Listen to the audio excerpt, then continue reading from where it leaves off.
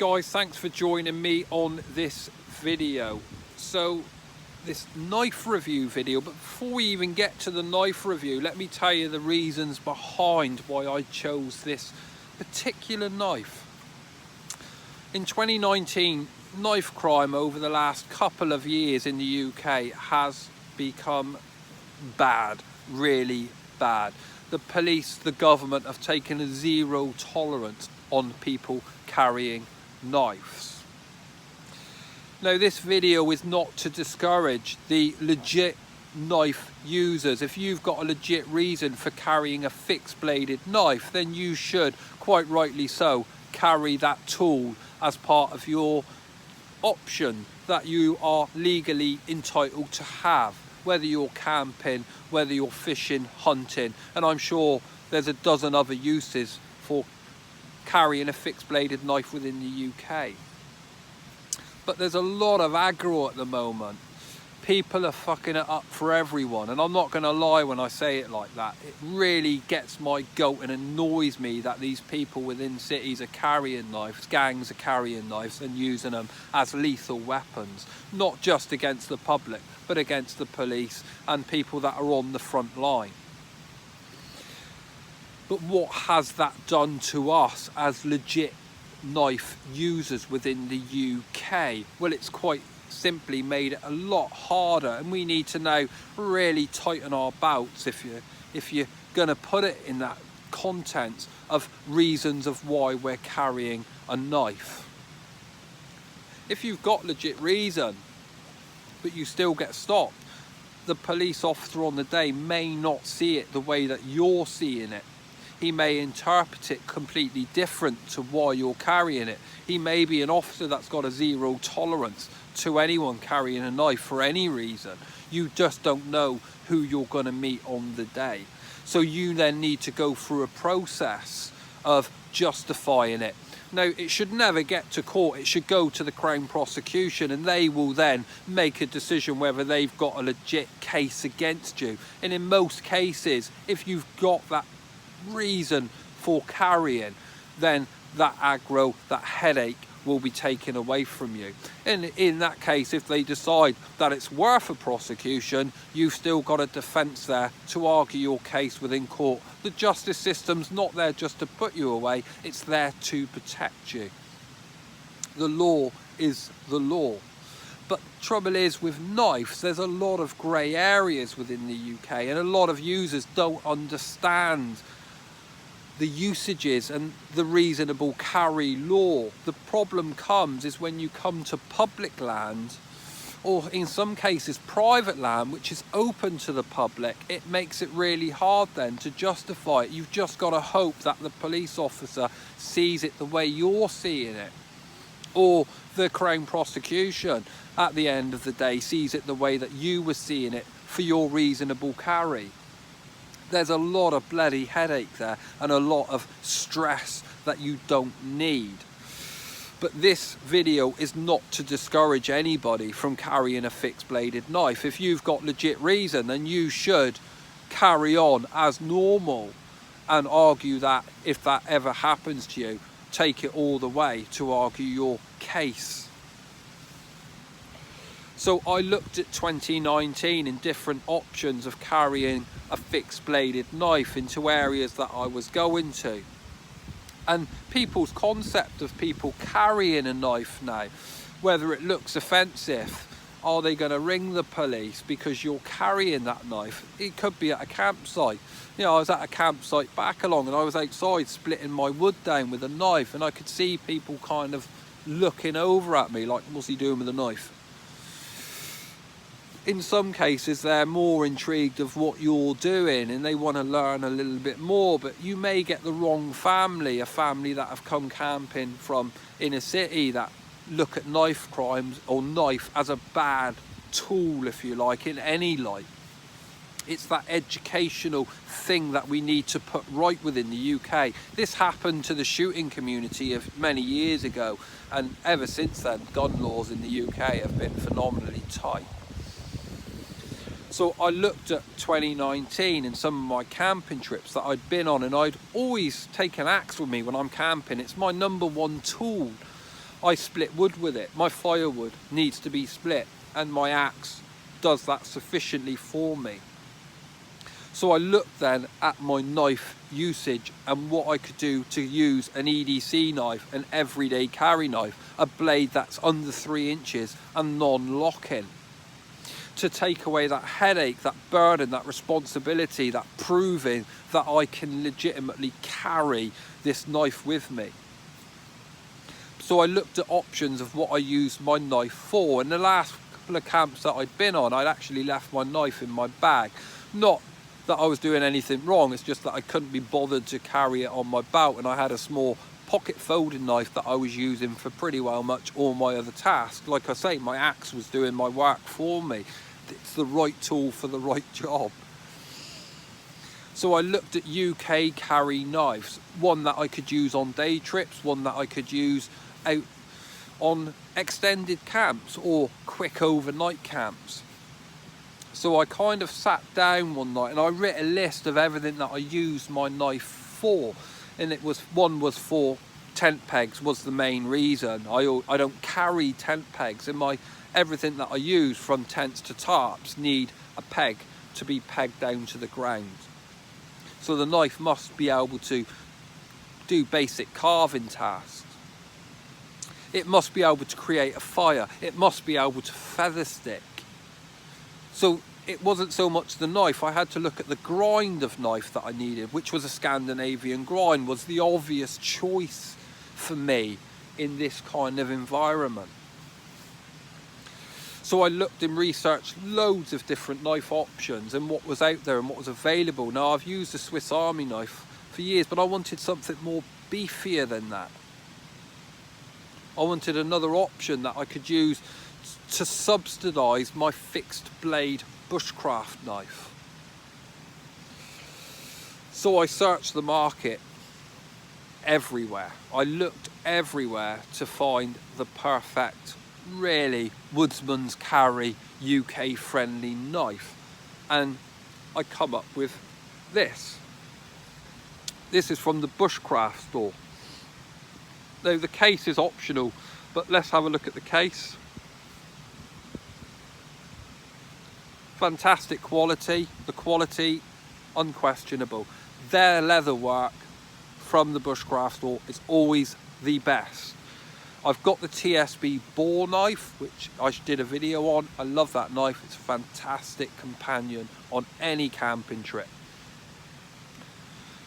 Ferrocerium rod, I did get the Bushcraft store's ferrocerium rod, but I already had this one part used, so I've put this one in there, which is like my fire one. It fits in there lovely. This is a lovely carry on the belt, you don't even know it's there.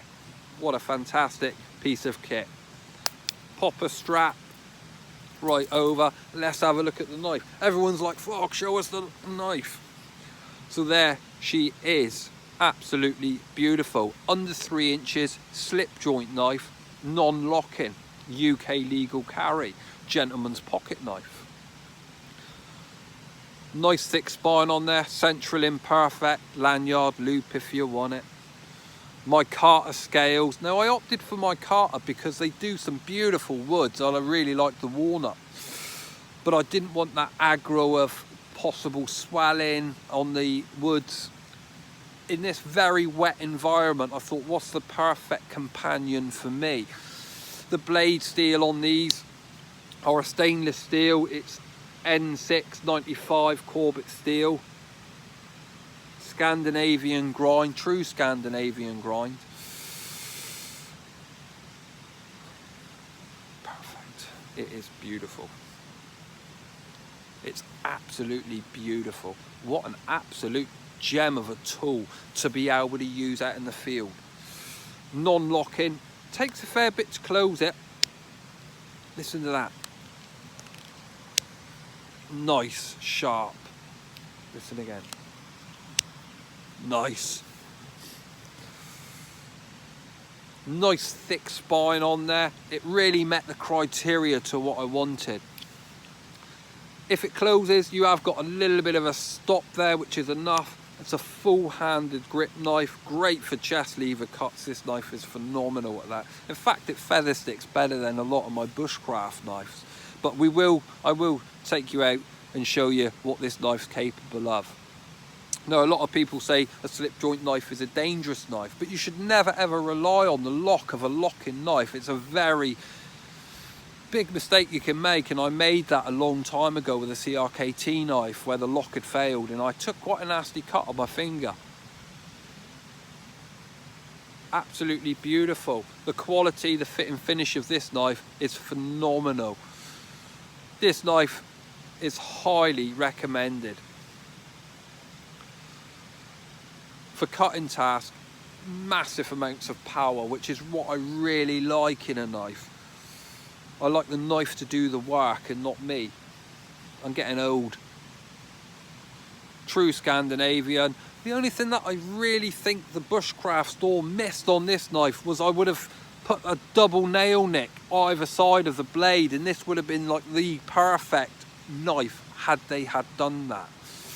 There's some well-known knife makers now that put the double nail nick left and right, and I think that finishes the blade off properly and tidy on these knives.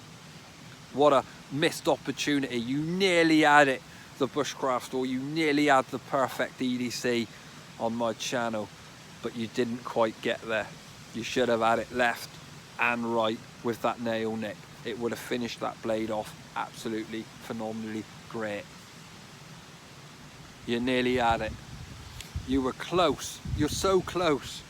Maybe if they do a Mark III, they'll take that on board and put the dual nail nick on their knife, and I'm sure then that'll be the real winner. But there was other criteria, not only carving, opening packages and using it for things around that. Was a lot of people that followed me for a long time. I am getting older, unfortunately, and I like a pair of gloves now, nice thick gloves, especially for my winter camping. What really annoyed me with my Victorinox, which is a great knife, was I had to always take my gloves off, especially in the cold, to open my knife up, and that was really annoying, especially when it is bloody freezing outside. So I wanted a knife that I could open, although you don't really need the nail nick on this knife. Wouldn't it have looked much better with that nail nick both sides? Nice easy opening on this knife, phenomenally easy with nice big thick gloves on. A key for me that makes this knife a winter carry knife, accompanied with that steel, which is a stainless steel, accompanied with the micarta that's not affected by the weather. This all of a sudden become the perfect winter and summer carry. Really, Woodsman's folder, absolutely phenomenal. What a fantastic knife, and so far it's been phenomenally good using it. I've had so much fun. I don't realise that I could never have so much fun using a knife, and I have using this. So we'll get it out and I'll show you what it's capable of doing. Now, one of the problems with a folding knife that has non-locking is using your ferrocerium rod, and I see people ask questions about that, about using that. It's dangerous and it can close, and it could give you a very nasty cut. This blade come exceptionally sharp, and when I stropped it, it become ridiculously sharp. You can do it like that, but it's not advisable, and I wouldn't advise anyone to do that. Close the knife up and use it, and then you've got no chance of cutting yourself. This will create fire very easy. So guys, let's get out and try it. That's it, in the pouch. It can go on your belt. It's UK legal carry. You can carry it as a gentleman's pocket knife, and as long as you're sensible with it, it'll last you a lifetime. I've got no doubts about that. And talk about a lifetime, it does come with a lifetime guarantee. So if anything does go pear-shaped, you can always get hold of the Bushcraft store, and I find them really good on their customer services. This isn't a review video by them. They're not paying me to do the review or nothing like that. The only downside with the option that I went for on this knife is that it's not the best knife for food prep. A Scandinavian grind, actually, you can really do a lot of damage on the edge for food prep. So What they have done is they've come up with a canoe knife, which has got that blade and a full flat grind on the other blade to give you a double option knife, if you like. And I'll try and get hold of one of them in the new year to do a full review on it, to see whether that could be possibly a friendlier carrier for you and to give you the perfect camping companion. So let's get out and try it. Let's try it. I'm gonna head back down off the mountain and we'll give it a go and see what it's like. I'll get you at the back of me house and we'll get in the training bit. I've got some wood there and we'll try it. This knife really is a little delight to kind of feather stick with, and like I said, I had feather sticked with it before I even done the video and had fire going with this. Before anything gets on to kind of YouTube on my review videos, they always get quite harshly tested first. That's why you don't see many unboxings. But what I do is a lot of intense testing on it, so kind of put it through the paces that people would normally use kind of over a month, do it within a couple of days, and put a lot of stress tests on the knives. So like I say, this thing has been a delight for feather sticking with right through. I really enjoy feather sticking with this little knife. It's fun and it makes a real change. That Scandinavian grind is perfect for this, and this little knife is a gem at doing it. It doesn't take long to knock up quite a few small feather sticks. Not perfect for a fire by no means, but you can see the kind of fine details, which is what you want, but obviously on a bigger stick, that you can achieve with this knife. It really is a little gem in the toolbox, if you like. So it certainly passes my feather stick test, because if it can do that, it can do anything I pretty well much need it to do. So you've seen me make some feather sticks quite easily to make with my knife. No problems there at all. In fact, a sheer joy to be able to carve a few. But creating fire is a different story altogether. Now, I could chuck a spark on these if I want to, closing the blade and giving it a scrape and chucking a spark, but I want to set people up for success, because fire is a key element to camping, bushcraft, survival. It's what made man, really. Fire does 5 things for us out in the field. It gives us light, which on this, especially winter camping, you're going to need a lot of fuel, because your fire's going to be lit very early and you want it to burn for a long time. We can boil water, we can cook our food, it gives us heat, and of course we can use it for an emergency signal if we really want to, although it's not advisable if you're camping. You don't want to be giving away your secret location away to everyone. So try to avoid the green plumage, green stick really, because that's what will give you a lot of smoke, and you don't want a lot of smoke. So then one action gives us them 5 things, which is fantastic for the camper, the bushcrafter, or the survivalist, or the person on YouTube that's trying to learn something. It's a perishable skill, so you need to keep practicing and practicing and practicing fire lighting. Now, I would never rely on just a bow drill fire for the winter months. Now, I'm going to be really realistic that if you go out camping and you get the perfect fire lay, or you think you've got the perfect fire lay, creating a base, and there's plenty of videos on YouTube showing you this, getting your base ready, somewhere for you to put your tinder, then your kindling, and then your main fuel. But it goes out at that initial start-up point. Your small tinder bundle that you had goes out. Don't panic. That's realism of outdoor lifestyle, or outdoor life, really. You'll see a lot of one-take videos on YouTube, which will be fire instant. And I've seen some well-known YouTubers with quite big followings doing videos for companies, fire lighting companies in particular. and they make it look so easy. But what you've got to remember, they're behind the camera and they can edit that footage for as much and as long as they want, and they can have as many takes as they want. They just reset everything that they're doing. Out in the field, everything you do, an action that you do, is there and then, it's real. You can't edit that out. So what you need to do at that point is don't touch nothing, don't panic, you've not failed at this point. What you need to do, put another tinder bundle in there, or even a wet fire tinder if you've got it, and relight it. And on the second time you'll notice that you will be successful, and that's because you've dried out your initial heart of your fire enough then for it to start taking flame. Never give up on that. If after a couple of 3 attempts, it may be that you're trying to light too thicker stuff on the initial start up. So try and thin it down a bit. And that's easily done by splitting a couple of sticks. So that's a little bit of a talk on fire. So let's try and get some fires going with our small EDC. Now on YouTube, a lot of the guys do carry fire kits, and it's a great idea for anyone to carry a fire kit, especially in the winter. I don't so much in the summer, but I do always in the winter try and carry some kind of accelerant to help me on my way of creating a fire. And cotton wool is as good as anything.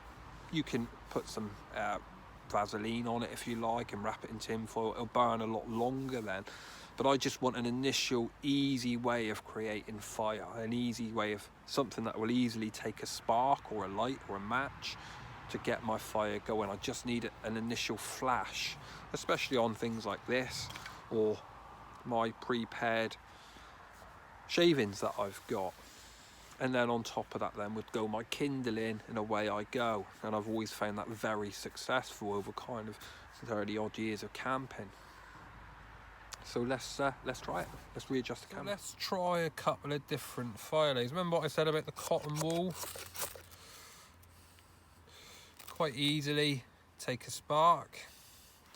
So that's going, and that's what's going to initially give us our flame, and I want to accelerate that more. Here you can see I've put a few of my shavings that I've got, enough just to get a fire going. Now there's another way that I can use this knife, and I'll show you that now, is to open the blade, put the blade down, and I just scrape along the back of the edge. Now it's not one of my favourite methods of making a fire, but quite an easy method if you're new into this kind of fire lighting techniques, if you like. There we are. Very safe way of making fire. And of course on top of that I can just add some more of my shavings. These are just fat wood shavings and they work quite well for that.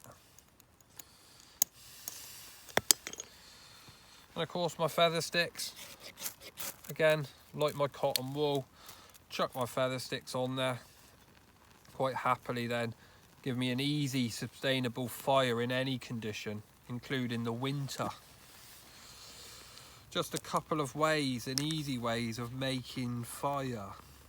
You see I've got 2 quite sustainable fires now. I'll just let these burn a minute and you can see the burn time on them.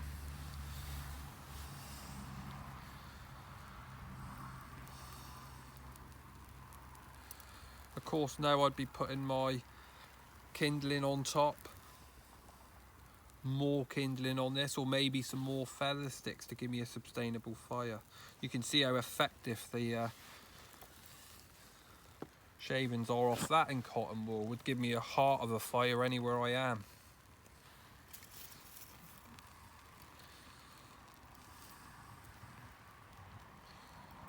Of course I don't want these to burn that long. Look at the difference in the two.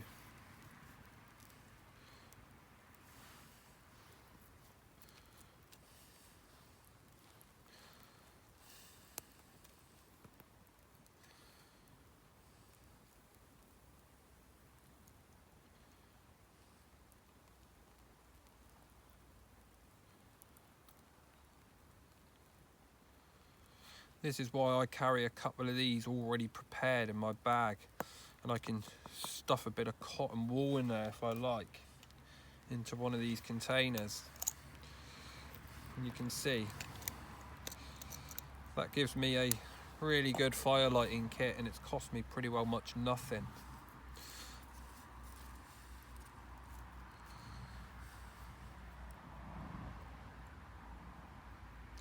So there we are, creating a fire with our small EDC knife.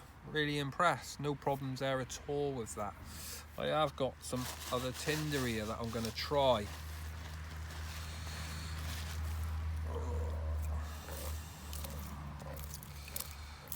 And this is silver birch. It's not the best silver birch you can get, but again, it will take a spark.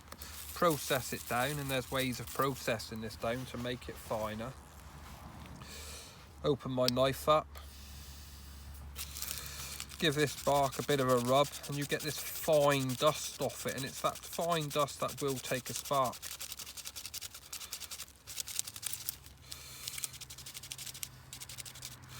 Like I say, not the best I've had. I kind of picked this a couple of days ago. A lot of people struggle to get this going, and it can be difficult to get going just with a Ferrocerium rod, and sometimes its perseverance pays off. Shut that blade up because I don't want to cut myself. Try and put it on an area that I think may be able to give me a fire. Run a few sparks on it and see what happens. It's trial and error.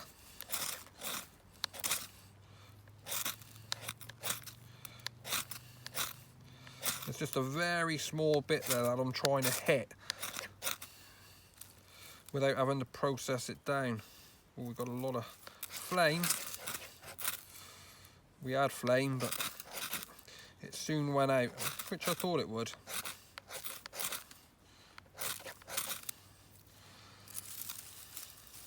The realistics of live.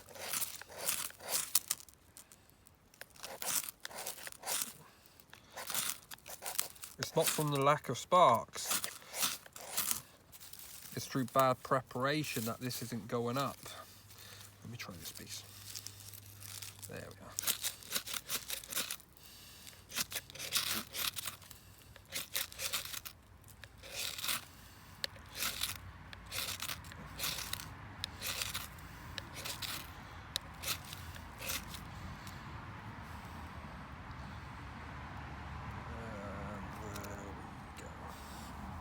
Took a bit of effort, but we got there in the end.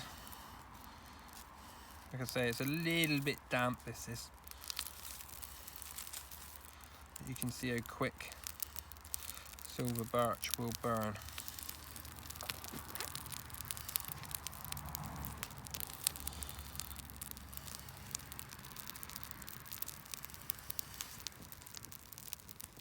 Plumes of smoke. Very fast burning, a lot of heat. Very quick way of making a sustainable fire.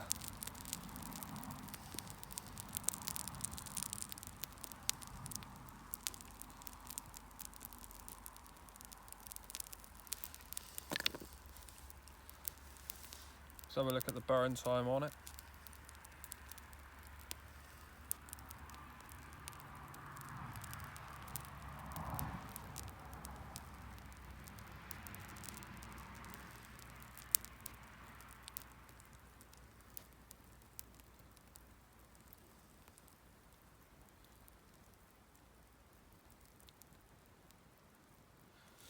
So pretty good. That's my little EDC folding pocket knife for fire. And to be fair, the other thing that I may use is a meths burner, and it lights meths no problems because it will obviously chuck that spark. So the other thing that it needed to be able to do was basic carving. So we'll try and knock up a tent peg and do some basic cutting techniques using the small folder.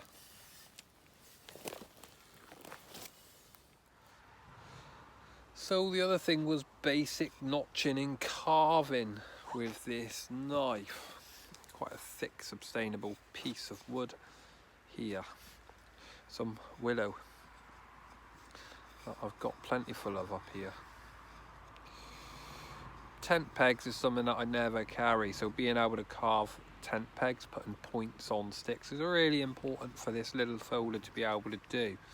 Now, not any point do I want to be putting any pressure on the spine of this knife, because that can happen and it could close on you.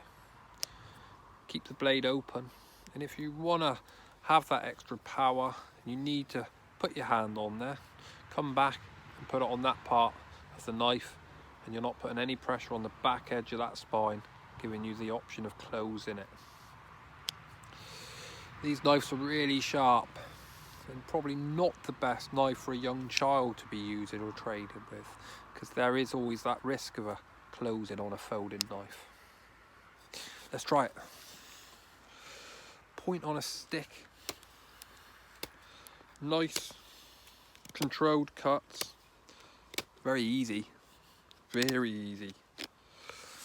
You can see no problems with that at all. Stripping a bit of bark off, something that we often do in the field when we want to cook food.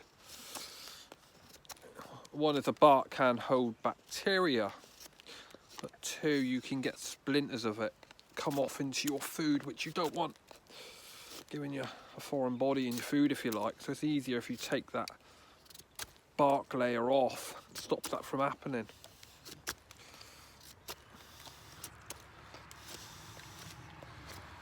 No problems. Real nice. Real nice.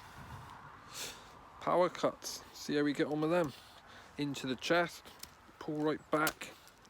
Nice. I like it. And I like it a lot. Sheer pleasure to use. No hot spots on the handle. Full-handed grip, of course, was important. You can throw this little knife around. Come back. No problems. Really nice. Just a pleasure to use something so different to your normal fixed bladed bushcraft knife too. Something satisfying about whittling in the garden or around the campfire. Basic notching and carving. Really is no problems with this little folder.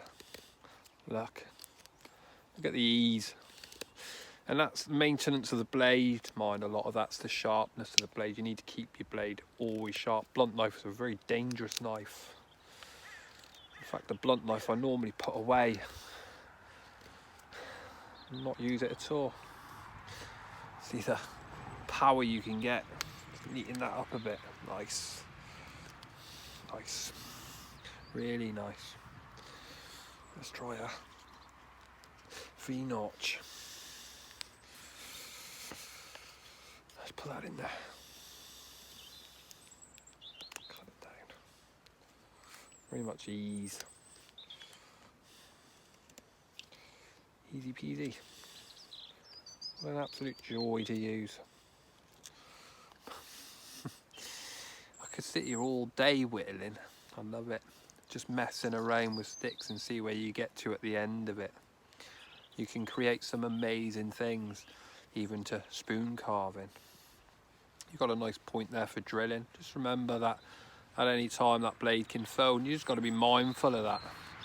No problems drilling.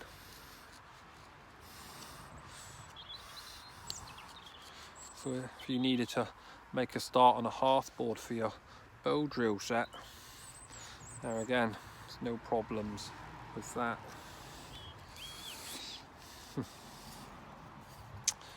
All in all, what a fantastic knife, what a fantastic kit to be able to carry for 2020. It will certainly be my new companion, which is why I chose it, and I hope you enjoyed this video.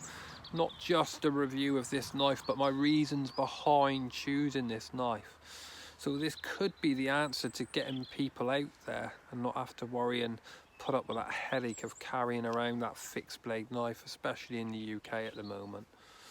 This thing will do everything you need it to do. You've just got to be that little bit more mindful, and that attention to detail needs to be there a little bit more. But with anything to do with bushcraft, survival or outdoor living skills, it's that attention to detail that makes you different from everyone else. It'll make you the best you can be at it.